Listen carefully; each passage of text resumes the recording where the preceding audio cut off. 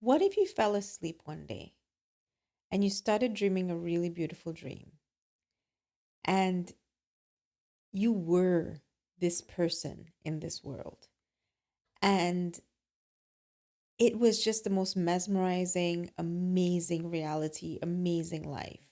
And you were really getting into the experience. And what if over time you forgot that you're dreaming this dream or dreaming the experience and you started to be the experience? And then you forgot your nature and you forgot that this world was a world that you were experiencing as one of the experiences you have in your true nature. And what if you forgot the vastness of who you were and the power that you carry and your role in this world? And what if you just started to only be just you, just this little human being, limited, finite, with a short life and limited strength and limited intelligence and limited resources? And what if this world is where you are and all that you are? And what if this world is you're alone, unprotected and vulnerable in this world? And what if that time when something happened, what if that happens again? Oh my God. And how, well, now you have to protect yourself from that. You have to prevent that from happening, but you also have to make sure that you somehow succeed in this world, because this is a tough world. It is a rat race, and you have to compete and you have to fight and you have to make your own way. But at the same time, your body is starting to hurt and things are starting to be a problem, and it turns out that maybe you're not completely in charge of your emotions. So okay, hang on, I'm gonna see if I can figure this out, but oh my God, it's so much. But don't worry, I got this. I got this. I'm gonna heal myself and I'm gonna do stuff and I'm gonna fix it. And I can be more disciplined, and I'll set my alarm earlier, and I will go to the gym, I promise, and I'll stop eating processed foods, and I will do energy work, and I will go to therapy, and it's gonna be okay. It's gonna be okay. Oh my God, it's so hard. It's so scary, but it's gonna be okay. What if what if that's where we're at? What if that's what's going on? And nothing's wrong with that. It happens to every single human being. It's natural and it's normal. But what if, because of that scenario, everything that you try isn't really going to fix the problem? And here's why. Let's stick with the metaphor for a minute. The reason is that the problem, first of all, is not what you think it is. The problem is not that you need to eat better or go to the gym. It's not that you need to maybe go to anger management classes or, have a little bit of therapy. It's not that. The problem is that you have forgotten who you are and what your role in this place is, what your true nature is, how you are, and what abilities you have. You have forgotten that you are the being that came here, and you have mistaken this experience for your entire life. It's like the sky mistaking itself for one single little storm cloud. So the problem, first of all, is not what you think it is.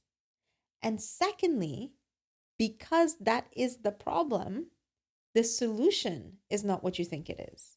The solution is not to address the apparent problem. Do you understand? The disconnect, the forgetting of who you are, what you are, and how you are is the problem. So that causes symptoms called emotional issues, physical challenges, social challenges, financial challenges, challenges with supply. If you try to fix the symptoms, if you try to fix your body and address some emotional problems and try to work harder to have a better material life, then you're only fixing the symptoms. And even if you're a bit successful, they're symptoms of the problem. And because you're disconnected, because you've forgotten who you are and how you are and what you are, the more symptoms will come and you will just keep fixing. You will just keep mopping up blood and without asking yourself, my God, where is this blood coming from? What is the wound? Where have I been cut? Have I been severed from who I am? And is that what's gushing blood? You have to go to the source of the injury. So not only have we forgotten, because we've forgotten who we are, we misunderstand the problem, but now we misunderstand the solution. Now, that's just one kind of fun and somewhat complicated metaphor to explain a very simple concept. The self, and when I say the self, I mean with a capital S, as in the divine self, the higher self, the supreme self, the God self, the Christ self. The self is the healing because the separation from the self is the sickness, it is the injury. And nothing will really soothe you until you reconnect, until you dissolve back into the truth of your nature and you allow your true being to be. If the dream is falling apart, the only thing you can do is to contact the level of consciousness that is dreaming it.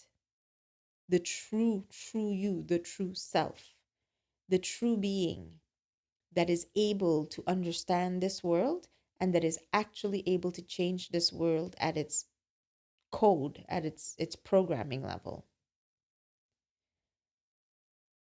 And maybe in so doing, in that journey of returning back to who you are and how you are and what you are, maybe you discover that either your problems are not what you think they are, or maybe you don't even really have those specific problems. Maybe there's simple solutions, and the very change of perspective, the act of standing in a different place and looking from a different place makes the problems go away. Or maybe it just makes them heal really quickly, really easily.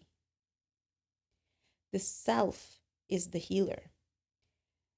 Bringing in or not bringing in, allowing, letting in, letting in a higher consciousness, letting the divinity within you shine, allowing Christ consciousness, communing with your higher consciousness.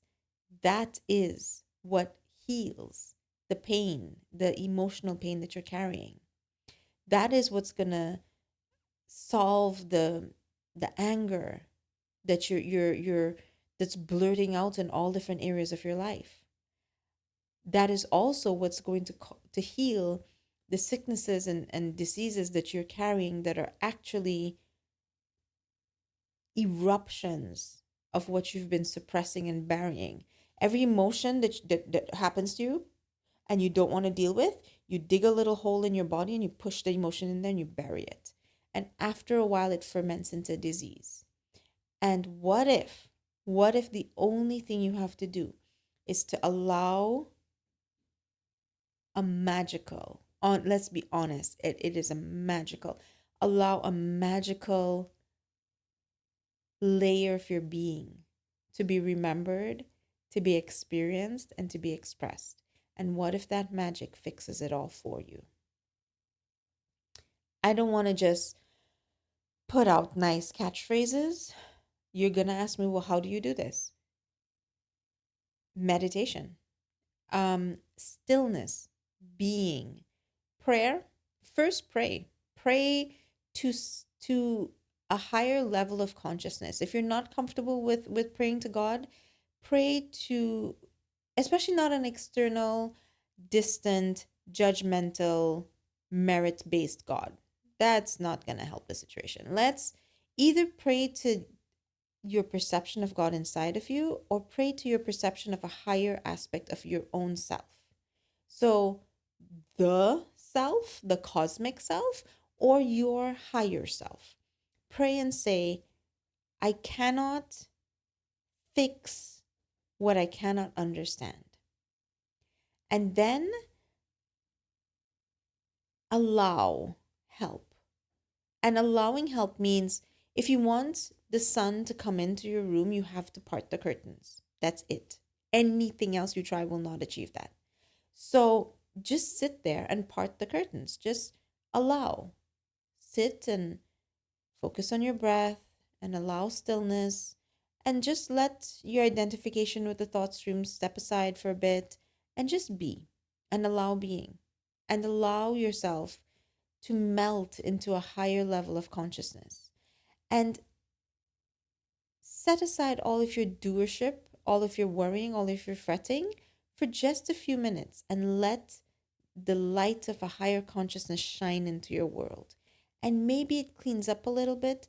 Maybe it helps you remember. Maybe it empowers you a bit. Maybe it takes away the burning stuff, the the stuff that you're just so tired of carrying. And then tomorrow, do it again. 10 minutes every day.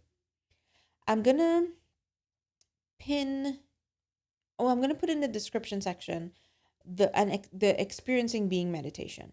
It's like I want to say 15, 17 minutes, not super long. Um, I'm also going to put the stillness within meditation. That one's like 8 minutes. If you just can't sit still, try one of them. Try it over and over, once a day, once a day. Allow the help, give the help the level of consciousness that is ready, willing, able, and constantly offering help. Allow that the opportunity to help you. Give 10 minutes a day. 10 minutes a day, just say,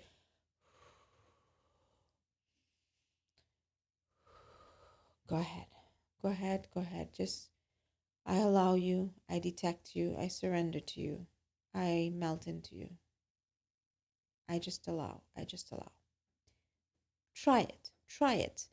Do it with me. I'm going to personally, and with a group that I'm working with, I'm going to do it next week. And we're committing to doing it 3 times, 10 minutes a day, 3 times a day for a week, for 5 days. You do your thing, right? Many people have said to me that they have done 10 minutes in the morning, 10 minutes in the evening, because I did that as a challenge once, and a lot of people responded to it. 10 minutes in the morning, 10 minutes in the evening for 2 weeks, the 2 week challenge. And something shifts, something releases, something eases, and help is detectable. I'll challenge yourself to allow this in whatever way you can, to whatever extent you can, and then allow it more, and then allow it more. And see that the self, with a capital S, not yourself, but the self, is able, willing, and right there, right there. And the self is the healer, the self is the fixer, the self is the comforter. Okay? Let me know. I look forward to reading your comments and hearing how this has, how you've responded to the challenge and how the challenge has really transformed your life, because it really is that simple. Just let the level of consciousness that is able to help. Thanks for watching, everyone.